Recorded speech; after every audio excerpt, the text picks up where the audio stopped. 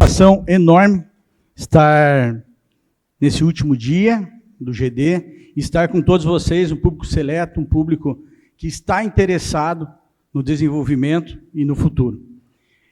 Mas antes disso, eu quero entender para quem eu estou falando. Eu quero saber quem é integrador aqui. Puder levantar a mão, a maioria. Quem é indústria, quem é pai, quem é mãe, quem é filho. Todos somos filhos, né? E essa brincadeira ela é feita para falar que a questão ESG ela é para todos. Todos nós temos a responsabilidade em relação à questão ESG.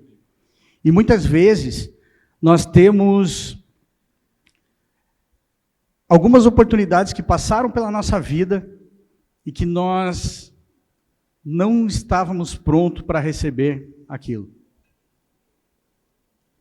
E isso pode ter acontecido com cada um de vocês em algum momento da sua vida. Guarda bem essa informação. Quais as oportunidades que passaram por você e você não estava pronto?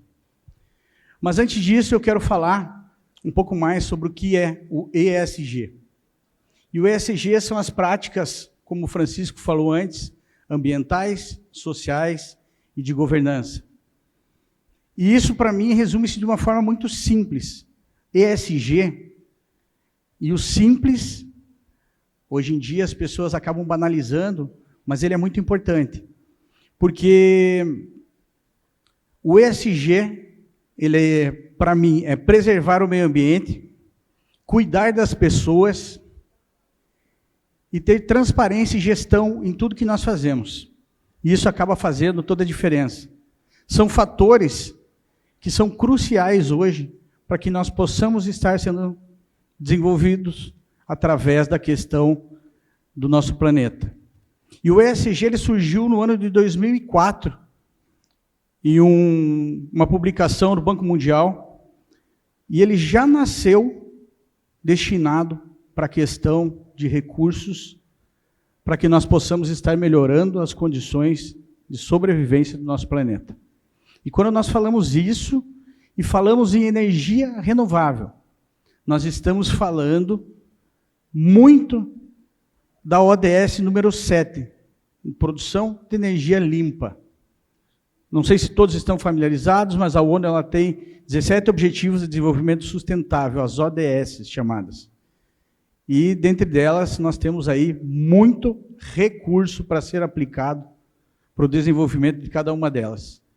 E dentro da ODS número 7, nós temos vários projetos que podem ser aplicados.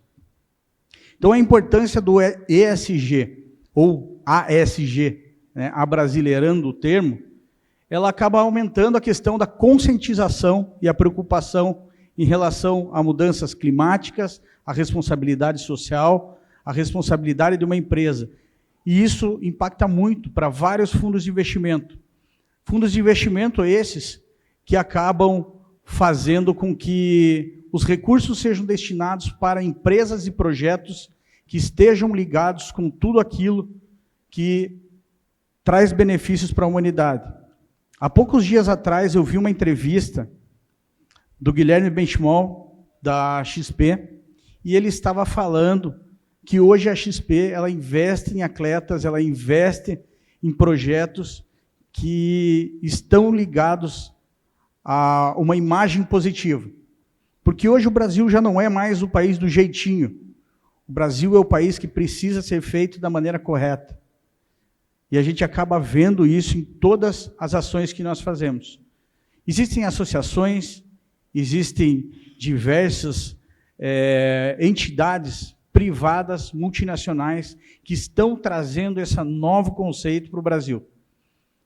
Porque eu sempre digo que são as indústrias, as empresas, as multinacionais, que vão acabar fazendo com que nós estejamos melhorando cada vez mais o que o nosso país tem para fazer. E as empresas que abordam as questões ESG com mais responsabilidade, elas têm maior chance de obtenção de recursos. E recursos esses, em grande parte, recursos a fundo perdido. E eu tenho isso na minha cidade, em Ponta Grossa, em Ipiranga, a qual eu fui secretário municipal de meio ambiente também. Durante o período que eu estive no CREA como conselheiro, dos anos de 2006 a 2014, eu tive uma experiência muito interessante.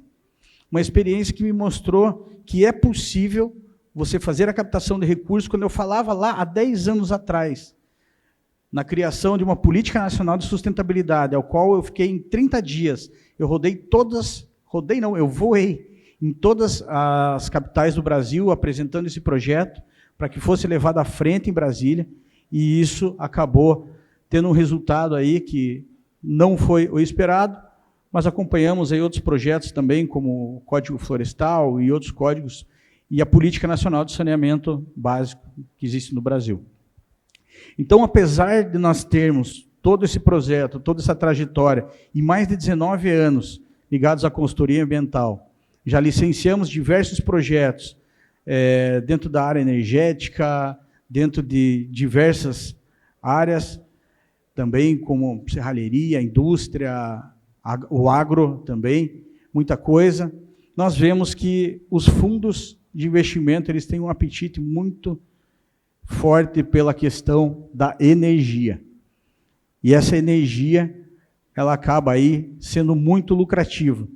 Então, se ela é muito lucrativa, por que um fundo de investimento ele acaba destinando dinheiro a fundo perdido para que se possa estar desenvolvendo projetos? E isso é muito simples. Porque esses projetos, direta ou indiretamente, eles acabam gerando créditos de carbono que podem ser comercializados mundo afora. Nós temos exemplos aí diversos de fundos, e a energia limpa ela tem crescido muito no Brasil, em todas as partes. Nós temos hoje as maiores empresas de produção de etanol do mundo. Um etanol barato, etanol de milho. Uma dessas empresas, e uma das maiores que tem, é a Impasa, e eu estou trabalhando em um projeto junto com o pessoal da Campo Verde, que estava participando de GD em Cuiabá, também junto. Estamos trabalhando em um projeto para transformar as fazendas de energia fotovoltaica e a produção de energia através de biogás também, da Impasa, para que isso possa gerar créditos de carbono.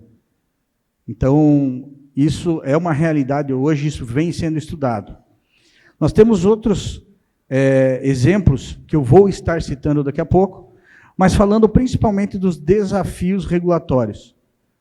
Essa é uma questão que vem remetendo à pergunta inicial que foi feita. Quais as oportunidades que estão sendo perdidas? No mês passado, foi fechado um edital da FIEP Nacional, que faz parte do Sistema S, onde 7 bilhões de reais foram devolvidos por faltas de projetos na área ESG. São 7 bilhões que foram devolvidos, isso no Brasil. Nós temos a Fundação Lehman, nós temos a Fundação Vale, nós temos a Itaipu Binacional, todas as empresas que investem em projetos ESG de diversas áreas, e elas estão devolvendo recurso ou reaplicando esses recursos por falta de projetos. E os projetos eles não existem porque as empresas elas não estão preparadas. E hoje, a maioria das empresas, elas existem ações ESG. Exemplo disso, a maioria das empresas elas fazem a coleta seletiva. Elas separam o material que elas geram. A maioria das empresas, elas existe um processo que faz treinamentos de funcionários, que faz a equidade e a inclusão de gêneros, fazendo com que homens e mulheres tenham cargo de liderança. Existe uma certificação em relação a isso, RICHI, uma certificação americana. Muitas empresas têm isso aí no Brasil, mas elas não possuem KPIs que comprovem o quanto de impacto elas acabam gerando. Então, tudo isso acaba impactando. Eu faço da maneira correta, mas eu não tenho dados que comprovem isso. E o que um relatório ESG faz, ele quantifica quanto é o impacto que cada uma das empresas ela gera em relação ao meio ambiente. Para que você possa estar fazendo essa captação de recursos em diversos fundos que existem hoje. E como os relatórios ESG, eles ajudam as empresas de energia solar? Diretamente, as empresas de energia solar, elas não geram os créditos de carbono, mas indiretamente, dentro da linha de produção, elas têm um impacto gigante, que a partir do momento que feito um relatório correto e gerados KPIs que comprovam cada uma das coisas que ela faz, ela gera essa capacidade de captação de recursos. Um dos exemplos que nós temos, muito prático, acho que tem alguém aqui que é do Sergipe, né? É o senhor, né? No Sergipe nós temos uma empresa que a Vaz Consultoria ela atende, que é a OSAF. A OSAF é uma das grandes empresas que tem, uma das maiores do Brasil em relação ao plano funerário. E nós estamos fazendo um projeto ESG para eles, nesse momento. Todas as práticas que eles têm, e nós estamos captando mais de 6 milhões de reais para que seja feita a troca de 50% da frota deles, de veículos a combustão para veículos elétricos. E isso daí acaba gerando. E uma dica para o pessoal do Sergipe, 70% hoje da energia do consumo deles, ela é por sistema fotovoltaico. E o projeto deles é para 100% até o final do ano que vem. Então tem muita coisa e o projeto de expansão deles cresce também. São 75 cidades, são mais de 40 empreendimentos que eles têm. Eles têm também a questão de cemitérios verticais. Eles estão na Lagoas hoje, Bahia e Sergipe, né, com base em Aracaju. Então, converse com o Jorge lá que ele vai precisar ampliar tudo isso. E a gente está fazendo os licenciamentos ambientais dele. Então, a realidade hoje, eu tenho pouco tempo aqui, mas a realidade hoje ela é a seguinte: existe muito dinheiro disponível e as empresas elas não estão capacitadas para poder fazer a captação desse recurso. São editais, são fundos de investimento, e eu quero deixar depois para vocês um material. Então, eu vou pedir para o pessoal do GD, eu vou disponibilizar para todos um material que eu tenho, que ele fala a maioria dos fundos de investimento que tem no Brasil e fora do Brasil, que podem trazer recursos aí para projetos nessa linha ESG. E nós auxiliamos as empresas para estarem capacitadas para fazer toda essa parte burocrática e atender aos editais, os chamados, os fundos de investimento, as necessidades que existem hoje. Então, essa realidade hoje ela existe muito dinheiro para esse meio, e como falou Bruno Barbosa, acho que era o palestrante que falou antes aqui, ele comentou também que existe um mercado onde todo mundo quer estar atuando, e esse mercado ele acaba vindo para questão de preço, é o mercado mais fácil de trabalhar. Nós gostamos de trabalhar naquele mercado onde poucas pessoas estão participando, que é o mercado de fazer essa captação, onde existe muito dinheiro disponível, onde existem muitos projetos que podem ser feitos. Eu vi ontem a apresentação das sapatas. Essas sapatas elas poderiam tranquilamente fazer uma parceria com o maior programa de logística reversa que existe no Brasil, de embalagem de agrotóxico, usar o material dessas embalagens de agrotóxico para fazer a sapata que eles fazem e desenvolver esse produto e poder estar gerando esse benefício ambiental. Existe dinheiro para isso, né? Existe muito dinheiro para essa pesquisa. Então, a gente precisa estar pronto para essa nova realidade.